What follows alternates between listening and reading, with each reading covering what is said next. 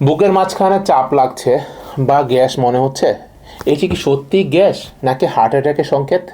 এই একটি ভুল সিদ্ধান্ত বা অবহেলাই কি আপনার জীবনের শেষ ভুল হতে পারে? আসসালামু আলাইকুম, আমি ডাক্তার আনোয়ার। আজ আমরা কথা বলবো বুকের ব্যথা নিয়ে। কেন যে কোনো ধরনের বুকের ব্যথাকে হার্ট অ্যাটাক ধরে নিয়ে সাথে সাথে সতর্ক হওয়া উচিত, আজ তা জানবো। লক্ষণ কিভাবে চিনব? যদি বুকের মাঝখানে পাথর রাখার মতো ভারী ভাব হয়, ব্যথাটা যদি বাম বাহুর দিকে যায় অথবা চোয়ালের দিকে এটা রেডিয়েশন হয় এবং প্রচুর ঘাম হয়, তবে এটি হার্টের সমস্যা ধরে নিতে হবে 99% ক্ষেত্রে। অনেক সময় আমরা একে গ্যাসের সমস্যা, ভাজা পোড়া খেয়েছি এজন্য ব্যথা হচ্ছে এরকম ভেবে নেই এবং সবচেয়ে বড় ভুলটি করে নেই। অবহেলা কেন বিপজ্জনক? অনেকে ভাবেন অ্যান্টাসিড খেলেই ঠিক হয়ে যাবে। হার্ট অ্যাটাকের ক্ষেত্রে প্রথম 1 ঘন্টা হলো গোল্ডেন আওয়ার।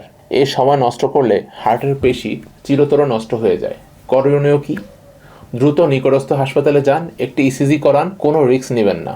গ্যাসের ব্যথার আড়ালে হার্ট অ্যাটাক লুকিয়ে থাকতে পারে। বিশেষ করে ডায়াবেটিস রোগীদের ক্ষেত্রে ব্যথা কম হতে পারে, তাই আরও সতর্ক হতে হবে।